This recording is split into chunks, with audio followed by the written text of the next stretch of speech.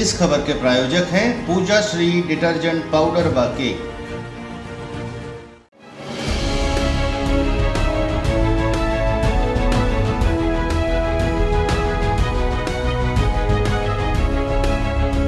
नमस्कार, मैं हूं केशव तिवारी और अलग अंदाज में ही रहती हैं खबरें हमारी। सतना जिले के अंदर 3 विधानसभा सीट ऐसी हैं जहां से बहुजन समाज पार्टी के विधायक निर्वाचित हुए, जिसमें चित्रकूट से गणेश बारी, रैगांव से ऊषा चौधरी और रामपुर बाघेलान से 2 बार राम लखन पटेल विधायक बनने में कामयाब रहे। लेकिन जिन लोगों ने बहुजन समाज पार्टी की टिकट खरीद कर चुनाव लड़े, वे आज तक विधायक बनने में कामयाब नहीं हुए। सतना जिले की 7 विधानसभा सीटों में सतना और मैहर नागौद ऐसी विधानसभा सीट रही हैं जिन्हें बहुजन समाज पार्टी कभी कभी धन्ना सेठों को या आर्थिक रूप से संपन्न लोगों को बेच देती थी। सतना के अंदर तो कभी बहुजन समाज पार्टी ने अपने जमीनी कार्यकर्ता को टिकट ही नहीं दी। सतना विधानसभा से कभी घनश्याम गोयल, तो कभी रामलाल सिंह, तो कभी धर्मेश चतुर्वेदी, तो कभी अनिल अग्रहरी सिवा, तो कभी पुष्कर सिंह तोमर सतना विधानसभा का चुनाव लड़े, लेकिन किसी को भी जीत नसीब नहीं हुई। यह अलग बात है कि एक बार महापौर के चुनाव में पुष्कर सिंह तोमर बहुजन समाज पार्टी की टिकट से निर्वाचित हुए, लेकिन आज तक सतना विधानसभा से बहुजन समाज पार्टी का कोई भी व्यक्ति विधायक बनने में कामयाब नहीं हुआ। 2023 की चुनावी तैयारी जिन्हें भी चुनाव लड़ना है उनने शुरू कर दी है। अनिल अग्रहरी बहुजन समाज पार्टी से चुनाव लड़ने के बाद भारतीय जनता पार्टी का कुछ दिन मजा लिया, उसके बाद कांग्रेस की सदस्यता ले ली। पिछले विधानसभा चुनाव में भी अनिल अग्रहरी इस उम्मीद में थे कि कांग्रेस से उनको टिकट मिल जाएगी, लेकिन सिद्धार्थ कुशवाहा डब्बू बाजी मार ले गए। जब महापौर के चुनाव हुए तो कांग्रेस का एक वर्ग सिद्धार्थ कुशवाहा डब्बू का विरोध कर रहा था, लेकिन अनिल अग्रहरी सिवा गले में कांग्रेसी दुपट्टा पहनकर सिद्धार्थ कुशवाहा डब्बू का प्रचार कर रहे थे। अनिल अग्रहरी सिवा यह मानकर चल रहे थे कि यदि सिद्धार्थ कुशवाहा डब्बू शहर के महापौर बन जाएंगे तो विधानसभा में उनका रास्ता क्लियर हो सकता है। लेकिन महापौर के चुनाव में सईद अहमद के मैदान में आ जाने के बाद करीब करीब महापौर के चुनाव का फैसला या परिणाम आम जनता के पास मतगणना होने के पहले ही पहुंच चुका था।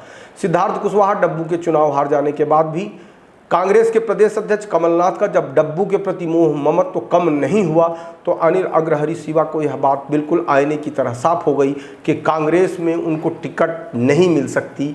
ऐसे में अनिल अग्रहरी सिवा ने बहुजन समाज पार्टी से अपना तालमेल बढ़ाया और अभी हाल ही में दिल्ली में बहुजन समाज पार्टी के केंद्रीय नेताओं की उपस्थिति में फोटो खिंचवाकर सोशल मीडिया में डालकर यह बताने की कोशिश की गई है कि 2023 का चुनाव अनिल अग्रहरी सिवा बहुजन समाज पार्टी की टिकट से ही लड़ेंगे। इतना ही नहीं, अनिल अग्रहरी सिवा अपने साथ मैहर के नेता मनीष पटेल को भी बहुजन समाज पार्टी से मैहर से चुनाव लड़ाने की भूमिका तैयार कर चुके हैं।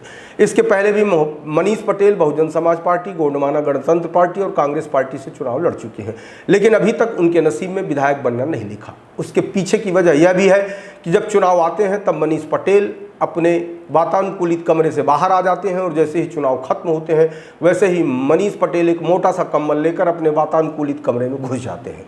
पूरे 15 साल में मैहर की जनता ने कभी नहीं देखा होगा कि मनीष पटेल ने कोई प्रभावी आंदोलन, प्रदर्शन, धरना किया हो, लेकिन बाहर मैहर की जनता इतना निष्क्रिय होने के बाद भी मैहर के मनीष पटेल को 2-4-10 हज़ार वोट नहीं मिलते बल्कि 30,000 से अधिक जनता उन पर विश्वास जता देती है। यदि मनीष पटेल 5 साल संघर्ष कर दें तो लगता है कि मैहर क्षेत्र के लिए सबसे लोकप्रिय नेता मनीष पटेल ही होंगे। विशाल खबर ने इसके पहले भी एक समाचार प्रसारित किया था कि जिसमें यह कहा था कि 2023 में बहुजन समाज पार्टी किसको टिकट बेचेगी। करीब करीब जो टिकट बिकनी है उनका निर्धारण हो चुका है। कुछ विधानसभा ऐसी हैं जहां कोई टिकट का खरीदार फिलहाल अभी नहीं है, लेकिन जब भारतीय जनता पार्टी और कांग्रेस की टिकट बट जाएंगी उसके बाद जिन नेताओं को टिकट नहीं मिलेगी वह असंतुष्ट नेता निश्चित तौर पर विधानसभा चुनाव के दौरान बहुजन समाज पार्टी की टिकट खरीद सकते हैं। लेकिन सतना जिले का इतिहास अभी तक यह बताता है कि बहुजन समाज पार्टी ने जिन लोगों को टिकट बेची है वह कभी विधायक नहीं बन पाए, लेकिन जिन लोगों को टिकट नहीं बेची वे सतना जिले की पगडंडियों से निकलकर विधानसभा भवन तक जरूर पहुंच गए, जिसमें एक अनजाना सा नाम था गणेश बारी, जो चित्रकूट विधानसभा से जीते थे। विधायक बनने के पहले भी उन्हें कोई नहीं जानता था और जब विधायक का कार्यकाल खत्म हो गया उसके बाद भी गुमनामी की किस दुनिया में गणेश बारी खो गए पता ही नहीं चला। रैगांव विधानसभा से ऊषा चौधरी भी बहुजन समाज पार्टी की टिकट से विधायक बनी, उसके बाद बहुजन समाज पार्टी ने उन्हें पार्टी से निकाल दिया। राजनीति में सक्रिय व्यक्ति किराने की दुकान नहीं खोल सकता, इसलिए ऊषा चौधरी समय की नज़ाकत को समझते हुए कांग्रेस में शामिल हो गई। लेकिन ऊषा चौधरी को कांग्रेस में अपना भविष्य अंधकारमय दिखाई दिया, जिसके चलते ऊषा चौधरी ने एक बार फिर दल बदल किया और भारतीय जनता पार्टी में शामिल हो गई। उन्हें इस बात की उम्मीद है कि हो सकता है 2023 के विधानसभा चुनाव में भारतीय जनता पार्टी उन्हें रैगांव विधानसभा से टिकट दे दे, लेकिन उम्मीद बहुत कम है। बहुजन समाज पार्टी से सतना जिले के अंदर रामपुर बघेलान से राम लखन पटेल भी 2 बार विधायक चुने गए।